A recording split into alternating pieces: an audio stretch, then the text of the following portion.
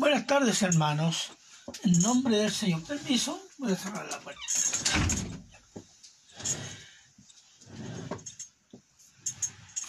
¿Cómo están ustedes? Pienso que muy bien, en las manos del Señor.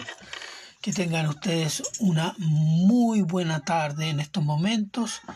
Y vamos a comenzar nuestra sermón, culto, hoy día, orando. Si hay alguien ahí, ponga el dedito para arriba, ya sabemos que hay muchedumbre al otro lado de este aparato. Amén, amén. Bien, aunque no aparece nadie, pero vamos a orar al Señor. Padre bueno, eterno y misericordioso Señor, damos las gracias, Señor, por este hermoso día que usted ha hecho para su gloria. Y pedimos y rogamos, Señor, que bendiga este tiempo en oír su palabra, el consejo sabio y todopoderoso que viene de su palabra.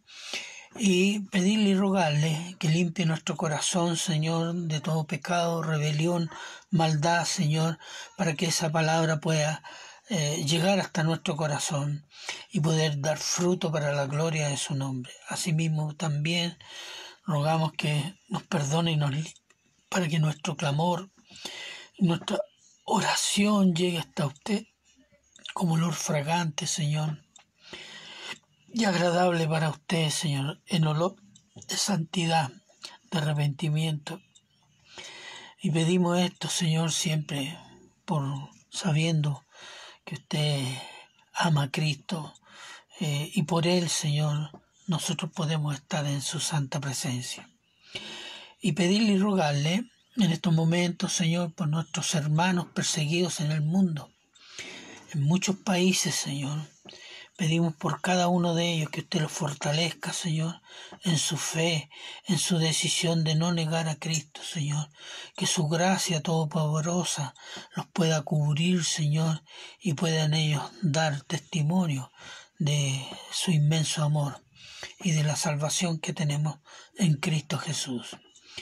Bendiga también, Señor, a todos los que, además de conectarse hoy día, los que van a oír este sermón, si a usted le parece bien, por otros canales y otros Facebook.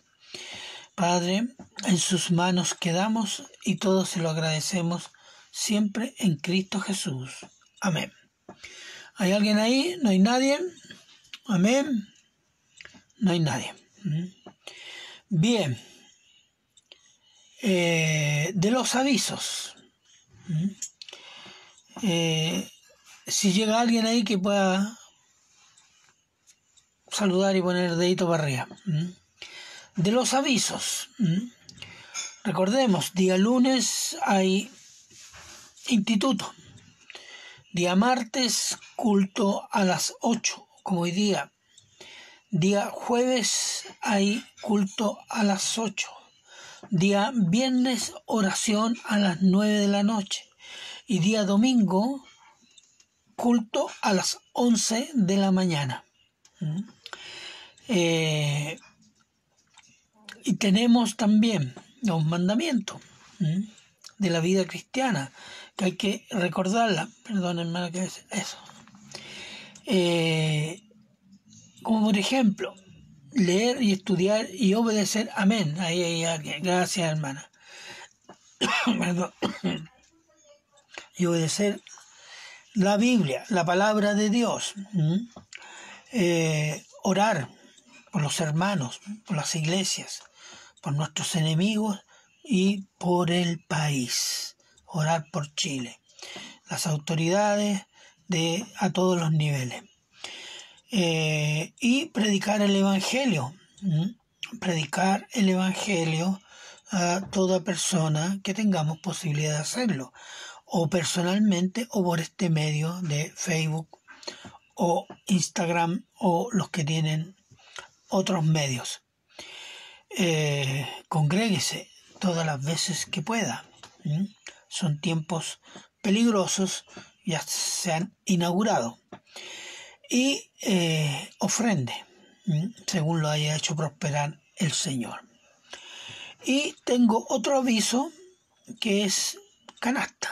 la canasta de amor está disponible. Si alguien, algún hermano está en mala situación, por favor, comuníquese, no se avergüence. Todos pasamos en el pasado y no es dicho que en el futuro no vivamos situaciones de emergencia económica y pidamos la ayuda de los hermanos para alimentos, para otras cosas, para vestidos incluso. Así que, o si alguien conoce alguna familia que verdaderamente necesita, podemos hacerle una canasta y se la llevamos y le predicamos el Evangelio. Amén. Amén. Hoy día parece que vamos a estar solitos. Vaya, vamos a ver el texto, vaya a Primera de Pedro, capítulo 2, versículo 11 al 25. Amén. En nombre del Señor, y dice así: amados, yo ruego como a extranjeros y peregrinos que os abstengáis de los deseos carnales que batallan contra el alma, manteniendo buena vuestra manera de vivir entre los gentiles, para que en lo que murmuran de vosotros como de malhechores glorifiquen a Dios en el día de la visitación, al considerar vuestras buenas obras. Por causa del Señor, someteos a toda institución humana, ya sea al rey como a superior, y a los gobernadores como por él enviados, para castigo de los malhechores y alabanza de los que hacen bien. Porque esta es la voluntad de Dios, que haciendo bien hagáis callar la ignorancia de los hombres insensatos, como libres, pero no como los que tienen la libertad como pretexto para hacer lo malo, sino como siervos de Dios. Honrad a todos, amad a los hermanos, temed a Dios, honrad al rey.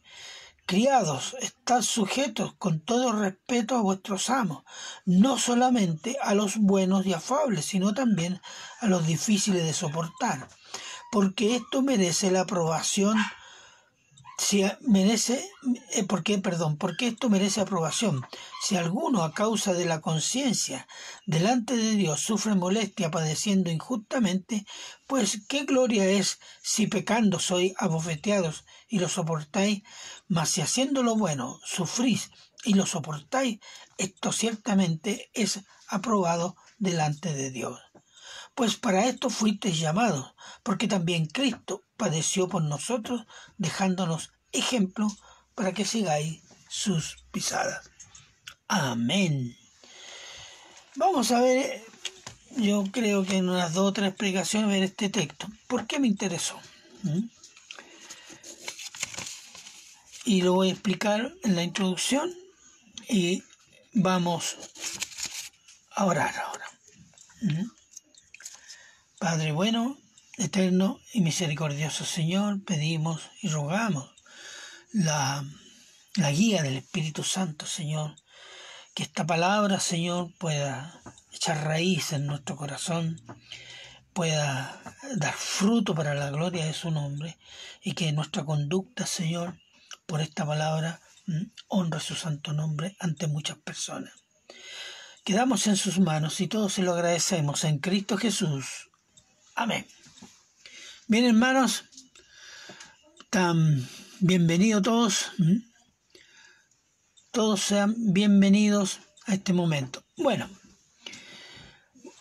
voy a hacer una introducción. ¿Por qué elegí este tema o este pasaje? Esta carta, la primera y segunda del apóstol Pedro, están dirigidas a una iglesia perseguida, o a varias iglesias perseguidas, de lo que era en la antigua Asia Menor y hoy día es Turquía.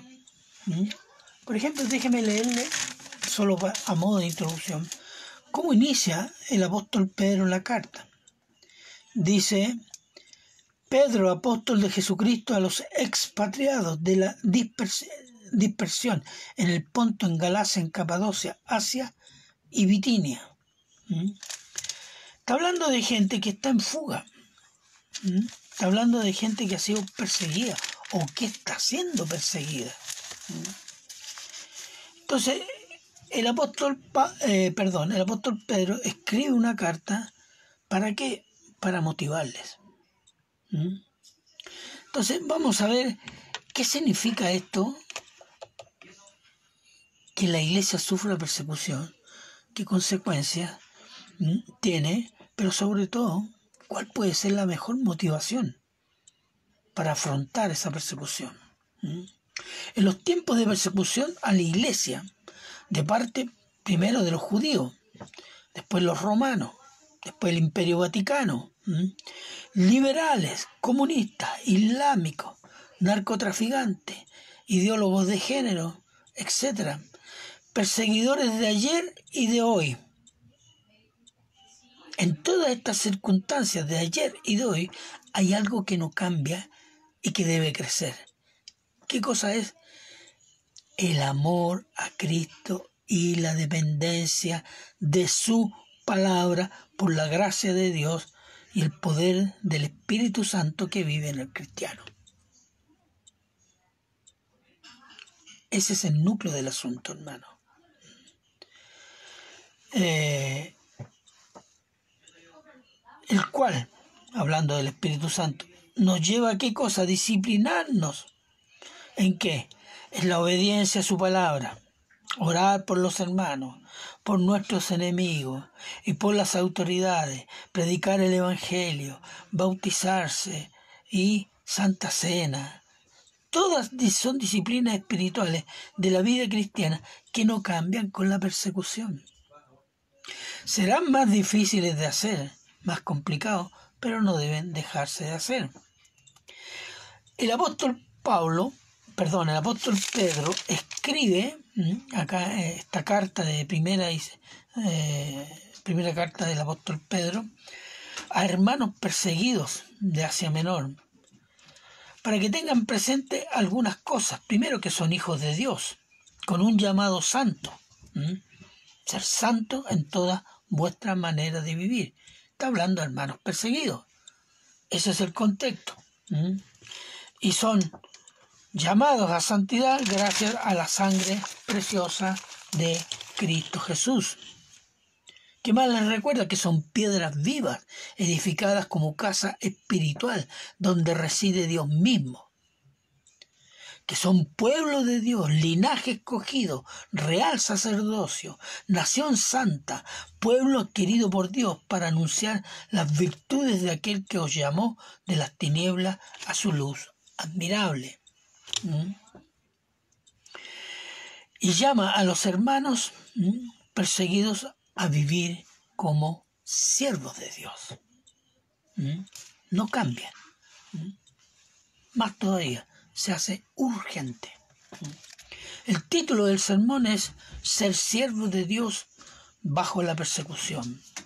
Estamos en 1 de Pedro, capítulo 2, del 11 al 25, y vamos a comenzar con los dos primeros versículos 11 y 12. Disciplina interior y buen testimonio público. Les leo los dos versículos.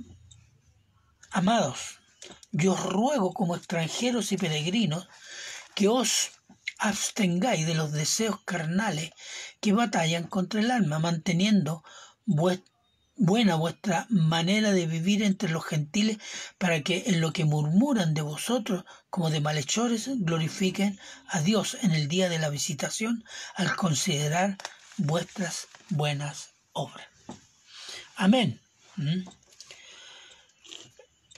Y comienza con esta frase que dice extranjeros y peregrinos. Ellos ya están en otra región, los perseguidos ya eran extranjeros y peregrinos, pero de un punto de vista espiritual, el cristiano es un extranjero y un peregrino.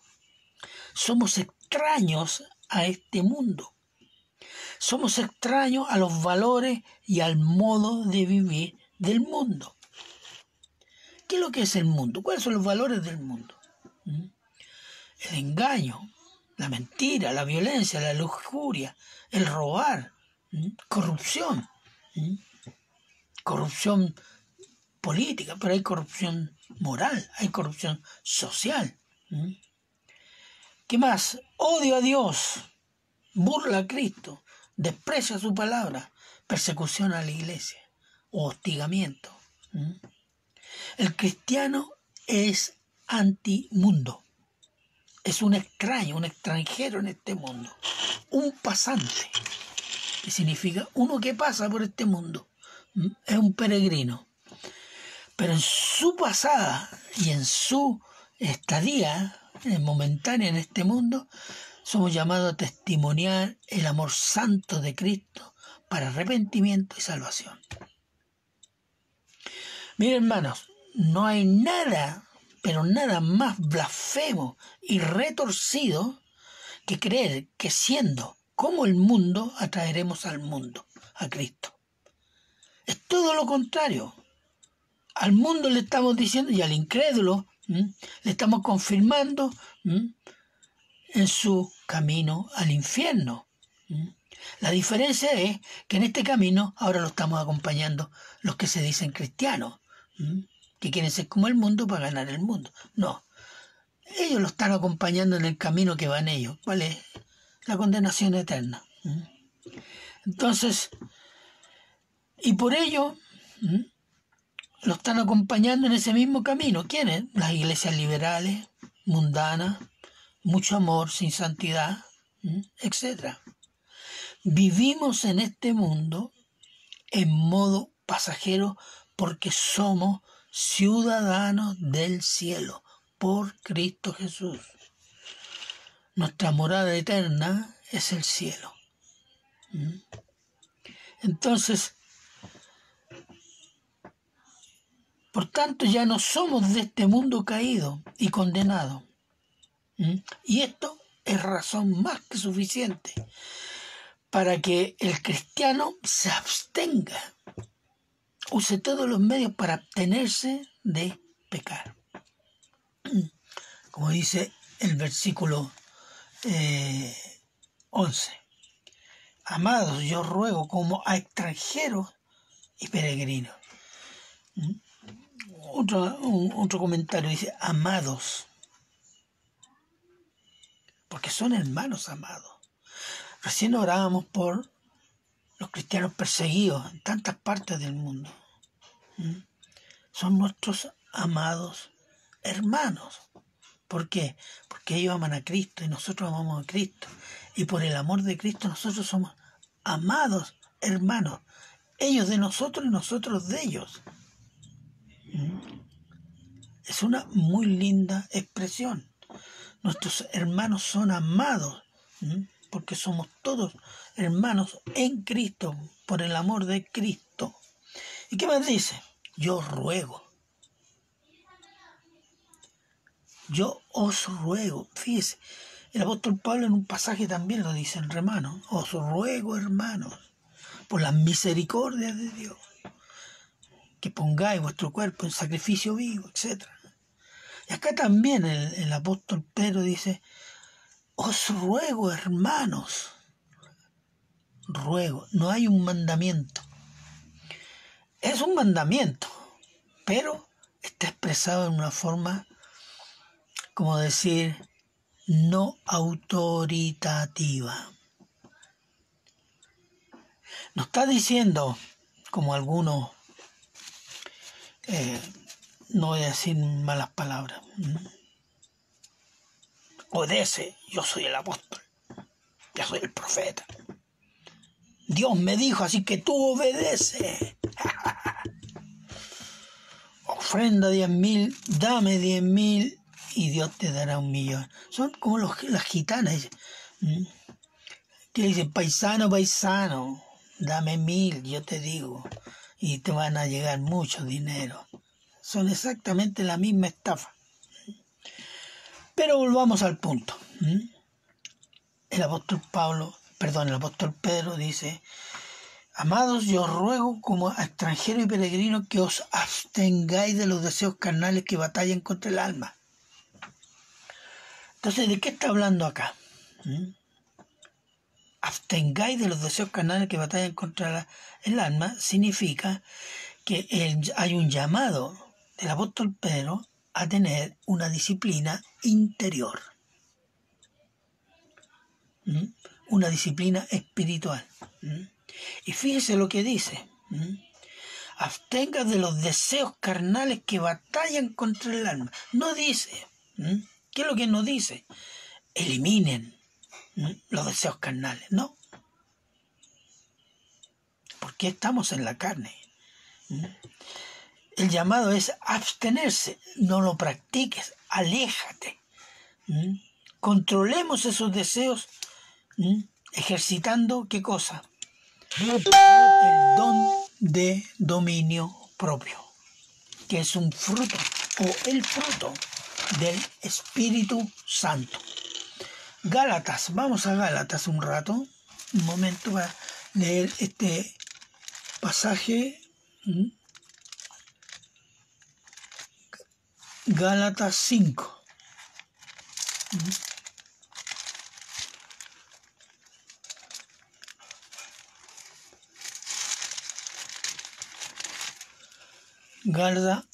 Gálatas 5, 22 y 23. Gálatas 5, 22 y 23. Que dice así: mas el fruto del Espíritu es amor, gozo, paz, paciencia, benignidad, bondad, fe, mansedumbre, templanza. Es otra palabra para decir dominio propio. Templanza, y que después concluye, contra tales cosas no hay ley. ¿Por qué? Porque el fruto del Espíritu nos es dado, regalado por el Espíritu Santo, y es cultivado en nosotros por el Espíritu Santo. ¿Cuál es el fruto del Espíritu? El fruto del Espíritu es el carácter de Cristo. Por eso no dice los frutos del Espíritu. Es singular. Entonces hay uno de ese fruto que se llama templanza o dominio propio. Y aquí lo que está diciendo el apóstol Pedro es llamado a usar, al cristiano a usar, a cultivar ese don. Dominar los deseos carnales que nos asemejan al mundo. Esta es la disciplina espiritual. Tenemos que tener una disciplina espiritual para manifestar a la persona de Cristo por medio de ¿qué cosa? Obediencia a su palabra, por el poder del Espíritu Santo. Por tanto, el primer ejercicio espiritual del cristiano, ¿cuál es? Conocer y obedecer su palabra. La vida cristiana tiene su centralidad en la palabra de Dios, en los mandatos de Cristo, en el carácter de Cristo revelado por las Escrituras. La centralidad de la vida cristiana no son las alabanzas, hermano. La centralidad de la vida cristiana no es tener buenos sentimientos con Cristo o por Cristo. Entonces, su centralidad de la vida cristiana está en la palabra de Dios. La obediencia a Cristo por su palabra, ¿qué me da? Conocimiento, pero me da la comunión. La comunión con Cristo. La comunión con Cristo no es tener muchos o pocos sentimientos amorosos por Cristo, pero no obedecer su palabra. Porque mucha gente dice, no, yo amo a Cristo, y hasta llora. Y si uno le pregunta, hermano, pero aquí dice que te perdone. No, porque yo voy a perdonar. Entonces, ¿qué estamos experimentando aquí?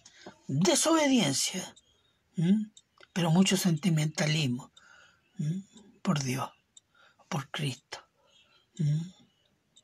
Entonces, hermano, eso es simplemente rebelión, por muy buenos sentimientos que usted tenga. Si está desobedeciendo la palabra de Dios, no hay comunión. Miren lo que dice Juan 15, 14. Juan 15, 14.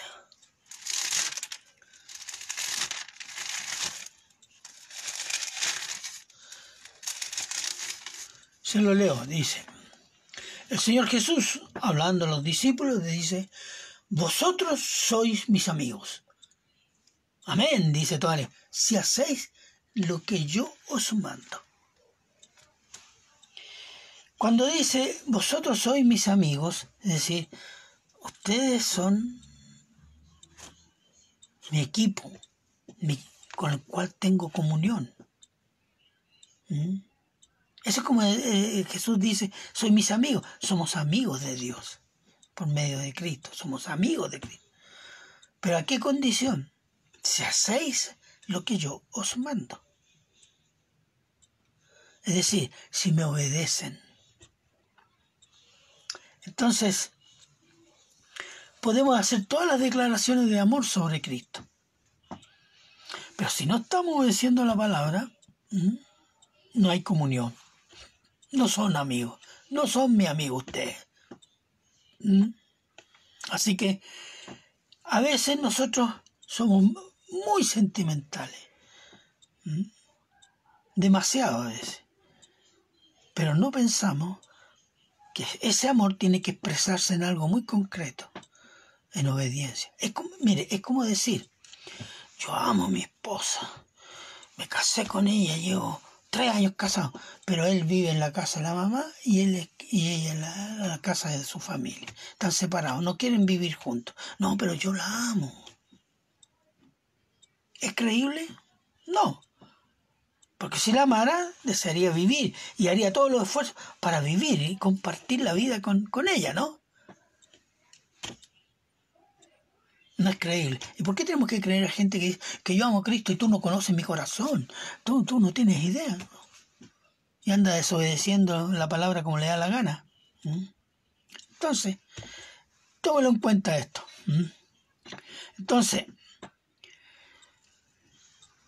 tampoco la comunión con Cristo es vivir recordando las glorias pasadas de la vida cristiana, incluso de la vida mundana algunos. Pero algunos, yo fui diácono, yo cantaba en el coro, yo hacía esto, yo era maestro.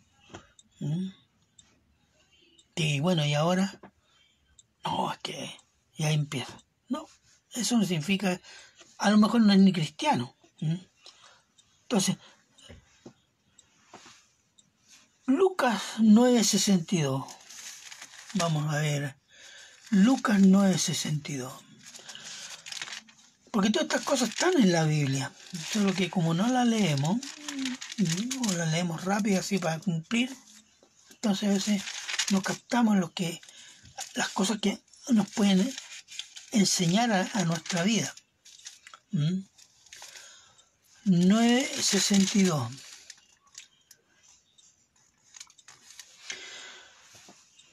Hay algunos que quieren seguir a Jesús, dice acá. Pero Jesús les da una respuesta. Y Jesús les dijo, ninguno que poniendo su mano en el arado mira hacia atrás es apto para el reino de Dios. Es como el agricultor que pone el arado y dice, yo tengo que llegar allá, y dice, pero ¿qué es lo que hace? Mira para atrás.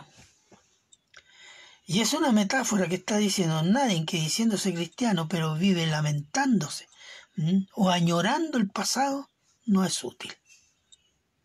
A lo mejor no es ni cristiano. Porque hay gente que añora el pasado. Yo antes hacía esto, yo antes era aquí. Pero no sirve de nada si está en el mundo ahora. Entonces, quiere decir que no hay comunión. La comunión con Cristo es para vivir el presente, pensando en el premio supremo de la vida eterna. Fíjese, lo que haya sido el pasado, pecaminoso, glorioso, incluso de la vida cristiana, eso ya ha pasado. El cristiano tiene que vivir el presente pensando en qué. En el supremo premio de la vida eterna. Veamos Filipenses. Filipenses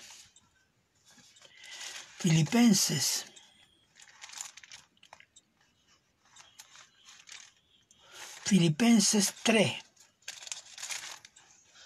Filipenses 3, 13, 14.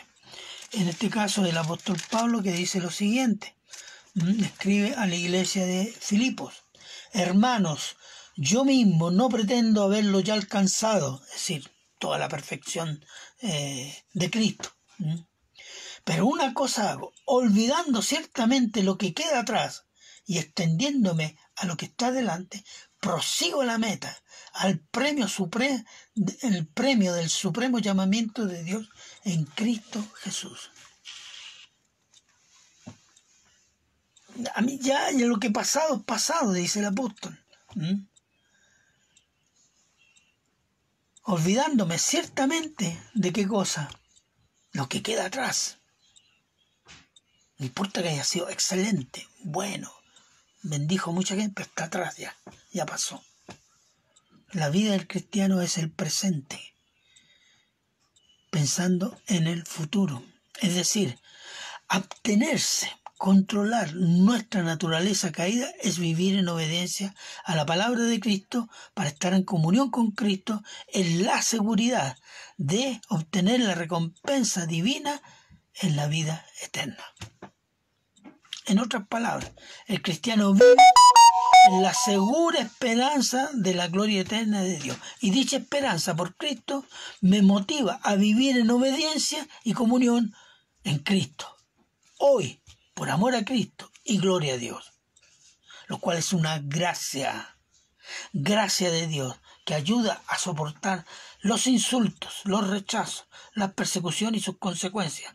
Porque los sufrimientos de esta vida son insignificantes ante las glorias eternas que nos esperan en el cielo de Dios y su Hijo Jesucristo.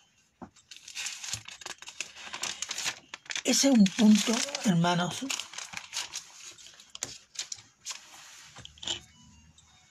que si nosotros vivimos en la perspectiva de la vida eterna, todo lo que sucede en este mundo a nuestra persona tiene una importancia muy escasa. Incluso superar el miedo natural a la muerte. Porque mucha gente y muchos cristianos todavía están pensando, que están esperando y pensando que todo vuelva a la normalidad como antes. No, esto va a empeorar. Entonces yo tengo que ponerme en esa perspectiva, que va a llegar un momento, y no tan lejos, de persecución, que está llegando. Entonces, ¿cuál es mi esperanza? ¿Que esto vuelva a ser como antes? No. Mi esperanza es la perspectiva de ¿qué? La vida eterna en Cristo Jesús. Fortalecerme en esa esperanza.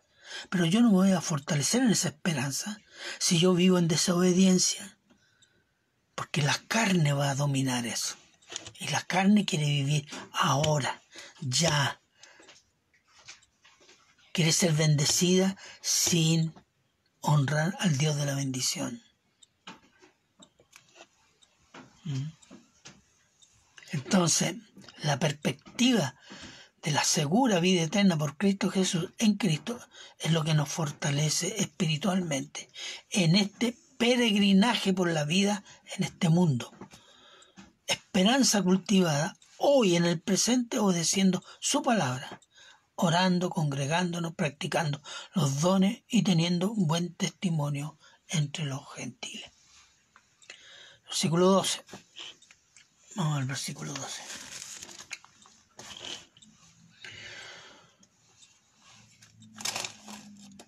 Manteniendo buena vuestra manera de vivir entre los gentiles, para que en lo que murmuran de vosotros, como de malhechores, glorifiquen a Dios en el día de la visitación, al considerar vuestras buenas obras.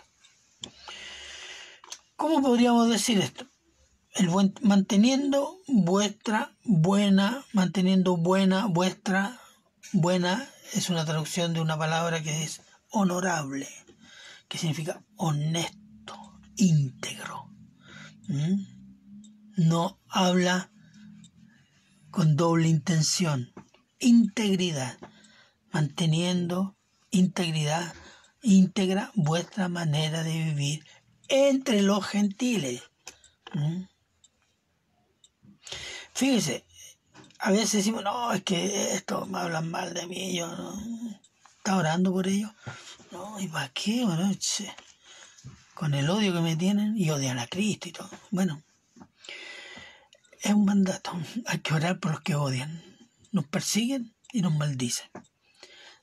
Entonces, aunque ellos murmuren de los cristianos como malas personas, nos corresponde a nosotros, ¿qué cosa? Dar buen testimonio.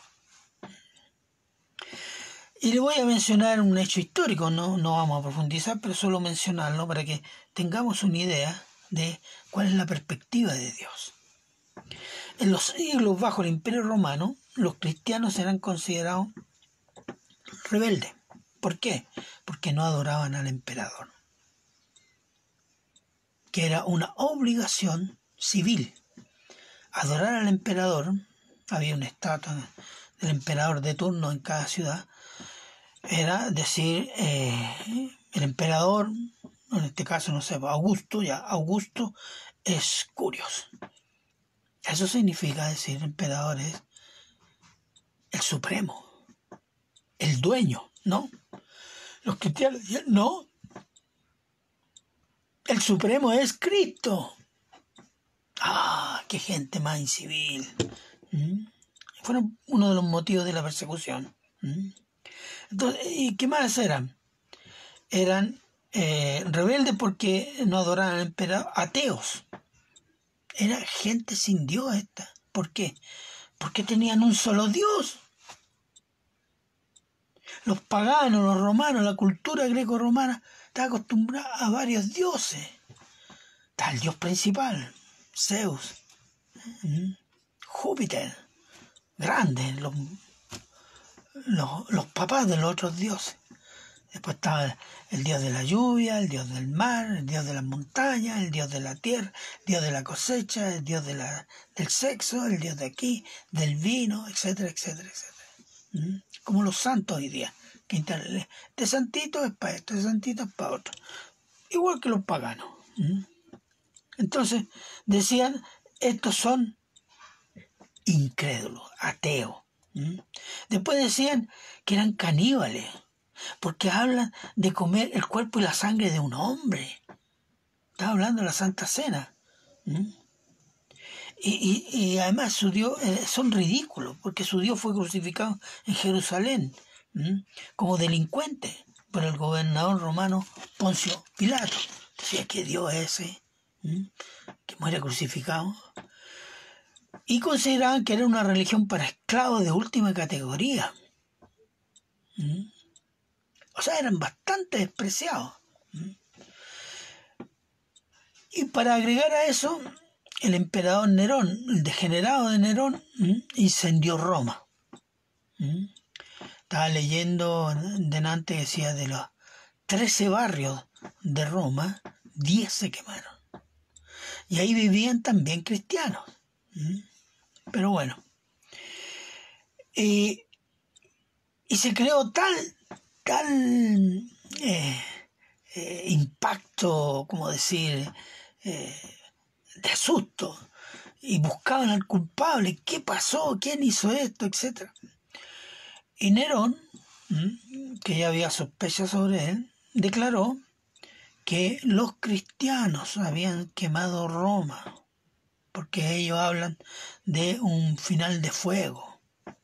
Así que son ellos los que quemaron o querían quemar todo Roma, lo cual desató una persecución feroz y masiva de perdón, hermano, de hombres, mujeres, ancianos, ancianas, niños, niñas, cristianos en casi todos los territorios del imperio.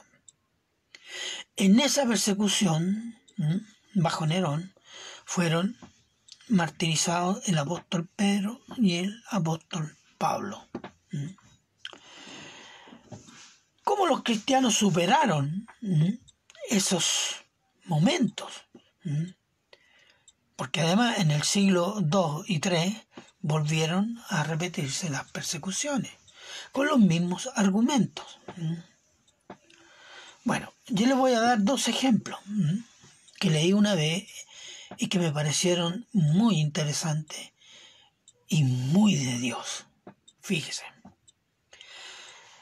En la antigua Roma, y en general en todas las ciudades del Oriente, fuera del Imperio Romano, etc., en las pestes que ocurrían cada cierto tiempo, las familias de los contagiados tomaban al enfermo y lo iban a botar fuera de la ciudad. Eso era. Pero eran quienes llegaban a cuidarlo, a ver cómo estaban, etc., eran los cristianos.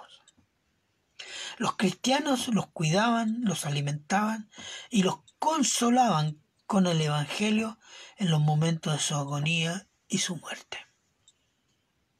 Muchos cristianos indudablemente fueron contagiados y murieron, pero ellos pensaban en algo. Además, nadie tenía idea de la gravedad de la enfermedad. No es como ahora, que ahora por COVID-19 meten al arresto domiciliario a todo el mundo, literalmente todo el mundo. Entonces, los cristianos se contagiaron, muchos murieron, otros no, pero fue gloria para Dios. ¿Por qué? Porque este gesto llamó la atención de todo el mundo. Incluso muriendo y sabiendo que podían morir, ellos hacían este servicio. Y eso llamó la atención, impactó mucho. En las conversaciones ya, ahora recuérdense que una peste podían ser meses, y algunas hasta años. Entonces, esta actitud de los cristianos era nueva. Y fíjense que esto cambió algo, comenzó a cambiar algo en la gente, a cultivar la compasión por los enfermos y los abandonados. Usted sabe que el desarrollo de aislar a los enfermos, de ahí nace la idea de los hospitales posteriormente. Pero esto de aislar a los enfermos nace ¿de qué? De los cristianos. ¿Por qué? Por la Biblia, por el Antiguo Testamento. Cuando los sacerdotes ordenaban al que estaba con alguna enfermedad, ¿qué hacían? Aislamiento, 7 días, 8 días, 10 días. Y se comenzó a hacer eso.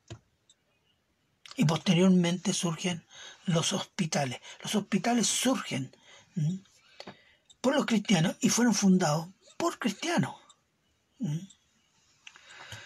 Ese es un hecho que impactó mucho las sociedades paganas bajo el Imperio Romano.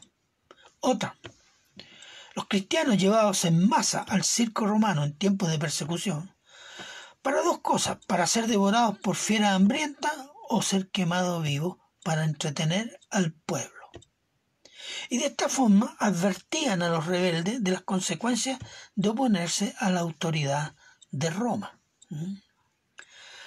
Pero lo extraordinario de ello era que los despreciables cristianos cantaban y alababan a su Dios y no temían a la horrible muerte. Entonces, en vez de decir, reírse, quedaban silencio, escuchando cómo este grupo de cristianos, en el centro de la arena del circo, alababan a Dios y daban gloria a Jesucristo. ¿Se imagina lo que es eso? ¿Cuál era el impacto? No temen la muerte. No temen la muerte. Y si no la temen, ¿por qué? ¿Quién es y cómo es ese Dios de los cristianos? Y eso llevó a muchos a buscar a Cristo, buscar a los cristianos para saber. Esto se fue extendiendo. Se fue extendiendo de manera que fue bastante influyente. Entonces, En el tiempo estas actitudes cambiaron el modo de pensar de los paganos, cambió costumbres y el cristianismo se propagó. Fíjese, yo le mencioné dos nomás, hay muchas más. Esta buena manera de vivir o el buen testimonio de los cristianos fue acompañado de ¿qué cosa? La apologética de los teólogos y pastores que surgieron después de la partida del apóstol Juan, el último apóstol vivo, después de los años 90 del primer siglo. Ellos escribieron a la sociedad romana, al público romano, a los intelectuales, a los reyes, gobernadores y a todo aquel que sabía leer y escribir. El cristianismo, escribieron concentrado más o menos en tres argumentos.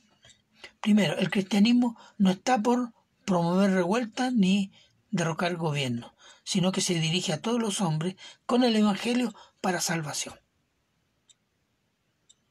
Porque era acusado de rebelde, pero dicen, no, nosotros no queremos el derrocamiento del gobierno. No vamos a negar las autoridades, nosotros queremos la salvación de sus almas.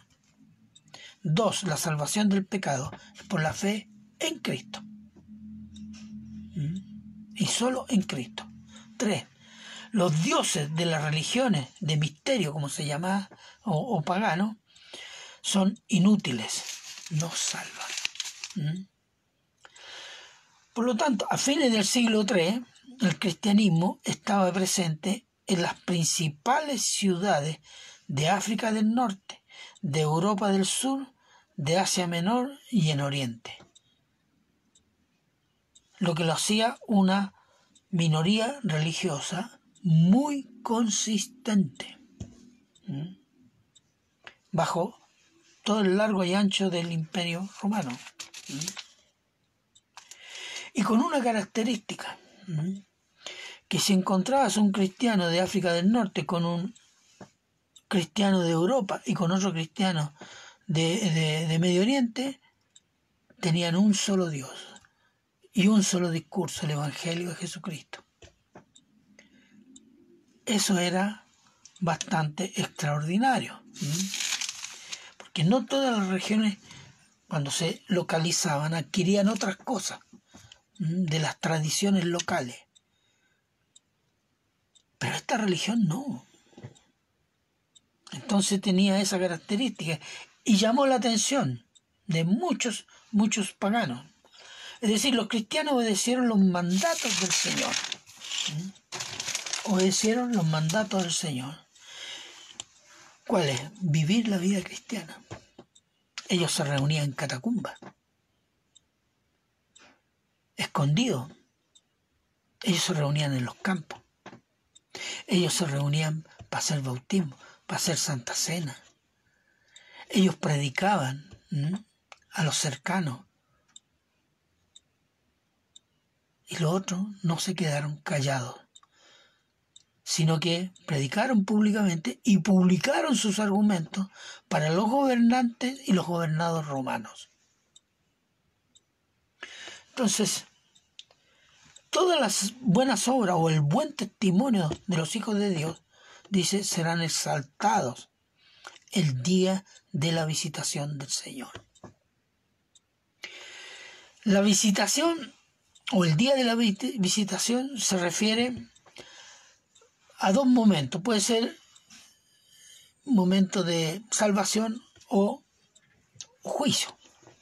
Vamos a ver dos versículos. Lucas 7, 16. Vamos a Lucas 7, 16. Es un hecho. Dice, Jesús resucita al hijo de la viuda de Naín. Jesús iba a esta ciudad y se ve una multitud que trae un funeral. El hijo de una mujer viuda, el único hijo, y esta mujer está desconsolada porque una mujer viuda es una mujer abandonada en ese tiempo. Y cuando el Señor la vio, se compadeció de ella y le dijo, no llores. Acercándose tocó el féretro y los que lo llevaban lo detuvieron y dijo, joven, a ti te digo, levántate. Dios mío, ¿cómo sería eso? Entonces se incorporó el que había muerto y comenzó a hablar y lo dio a su madre. Todos tuvieron miedo y glorificaban a Dios diciendo, un gran profeta se ha levantado entre nosotros. Dios ha visitado su pueblo. Fíjese, hay una bendición. La compasión de Cristo por esta mujer lo llevó a resucitar. Y el pueblo, la gente que seguía el funeral, dijo, esto es una cosa, Dios nos visitó. Dios estuvo aquí. Solo Dios puede hacer eso. Ahí tiene la palabra visitación. Y Lucas 19. Lucas 19.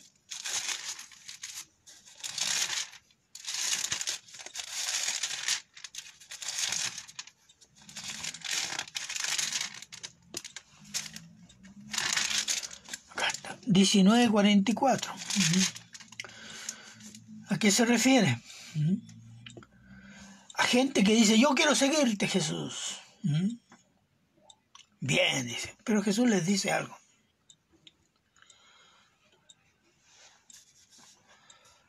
No, perdón. Se refiere a la entrada en Jerusalén.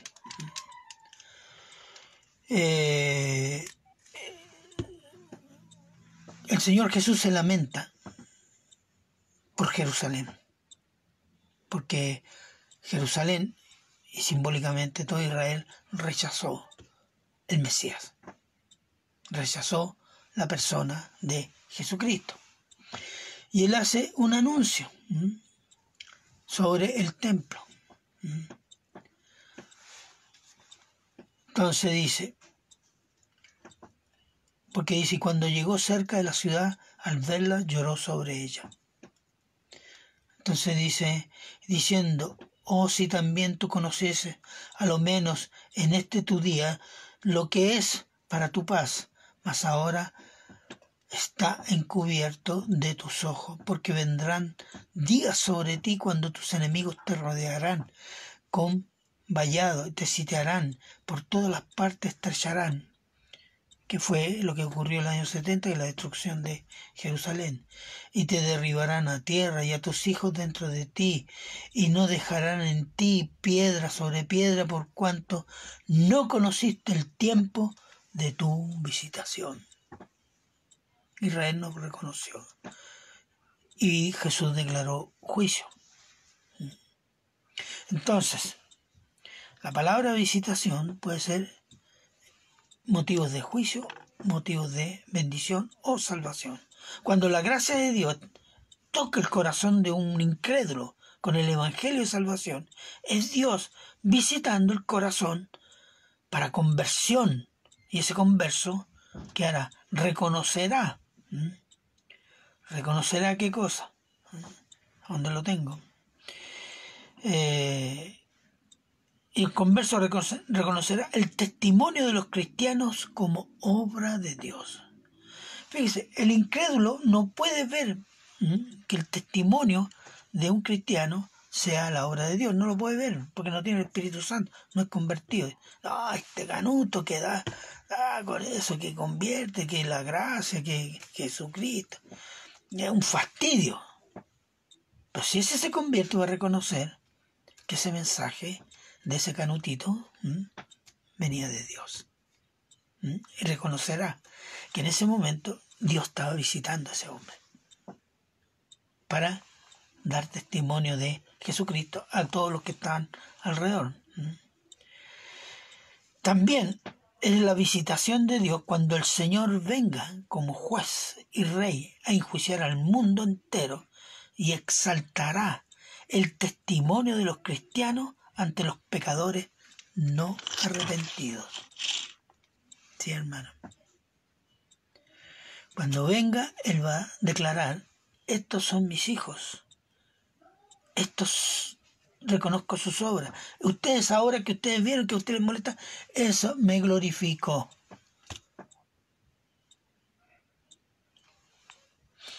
versículo 13. Volvamos a Pedro, versículo 13. Dice, por causa del Señor, someteos a toda institución humana, ya sea al rey como a superior. Por causa de Cristo, por la gloria de Cristo, someteos a la autoridad humana, sea al rey como a un superior. Aquí el apóstol Pedro está llamando a cristianos perseguidos a someterse a la autoridad, a esa autoridad que tal vez es la misma que le está persiguiendo.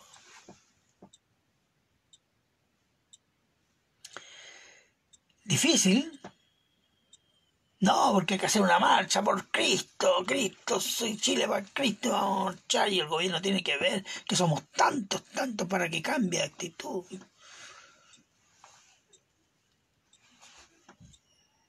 ¿Qué dice? Sométete a las autoridades que hay. Y a los gobernadores locales, que son enviados para castigar a los malhechores y los delincuentes, y dan alabanza para los que hacen el bien. Fíjese, el rol de la autoridad. A veces la autoridad no lo cumple, pero eso es otra cosa. No significa que porque es una autoridad represiva no hay que obedecerlo. No está diciendo eso. Recuerde que en el tiempo de la persecución por Nerón, que era un degenerado, ellos nunca llamaron a los cristianos a rebelarse. Ni ningún cristiano serio ha llamado a tomar las armas, como lo han hecho los católicos. Porque ellos son mundanos, ellos son del mundo. Por eso usan esas tácticas. Entonces, si hay algo que debemos notar, y voy a ir concluyendo, y aprender, es que el apóstol instruye a la iglesia y a un grupo de hermanos perseguidos. Este es el contexto, por eso es extraordinario esto. No les está diciendo, dejemos de practicar algunas cosas, no las vamos a hacer porque no podemos, porque hay dificultades, no. Tenemos que practicarlas. Y más encima dice, obedece la autoridad. No dice que obedezca la autoridad porque es buena, porque es buena onda con los evangélicos, no. ¿Cuándo debemos desobedecer la autoridad? El mismo apóstol Pedro lo dijo en Hechos 4. Cuando el Sanedrín le dice, no prediquen más en ese nombre. Y el apóstol le dijo, vean ustedes, si es justo obedecer a usted, obedecer a Dios. Es justo obedecer a Dios. ¿Cuál era la predica? El Evangelio. Y predicar el Evangelio, etc. Entonces, si hay algo que debemos notar y aprender es que el apóstol instruye a la iglesia perseguida, disciplinando su corazón y mente, y eso es lo que debe hacer la iglesia perseguida, en la palabra de Dios, para controlar nuestros deseos mundanos, y que nuestra vida refleje esa disciplina santa, con buen testimonio para la gloria de Dios. Vamos a continuar, pero quiero concluir con esto. Notemos, y es evidente, que la motivación correcta no es llenarnos de alabanza o de consolar, hermanito, no haga eso si usted sabe que es un buen creyente, no. La motivación correcta a una iglesia perseguida es Cristo. Más de Cristo. Mucho más de Cristo. Es decir, podemos decir una motivación teológica, que parece una palabra tan grande. La motivación debe ser crecer en Cristo. A eso nos está llamando el apóstol Pedro. Y es una cosa que tenemos que aprender para los tiempos que se nos vienen. Así que lo vamos a dejar hasta aquí. Vamos a continuar el jueves, a tratar de concluirlo el jueves. Y en tanto esté orando por esta palabra para nuestras vidas, para la vida de cada uno, para la vida de esta iglesia, para la vida de todas las iglesias. Amén, amén. Oremos. Padre bueno, eterno y misericordioso Señor, estas instrucciones del apóstol Pedro son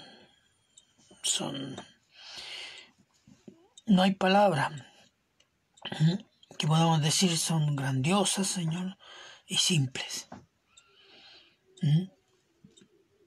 Y pedimos y rogamos, Señor, que el Espíritu Santo nos ayude, Señor, en esto, en crecer en Cristo, en reconocer nuestras debilidades. Y, como dice, esforzarnos en su gracia, en todos los medios de gracia que usted nos ha dado. Gracias, Señor, por esta bendición de oír y de poder ser instruido en su palabra. Gracias, Señor, y se lo agradecemos en Cristo Jesús. Amén. Bien, hermanos, que el Señor les bendiga. Nos vemos el jueves si el Señor no viene antes. Amén. Amén.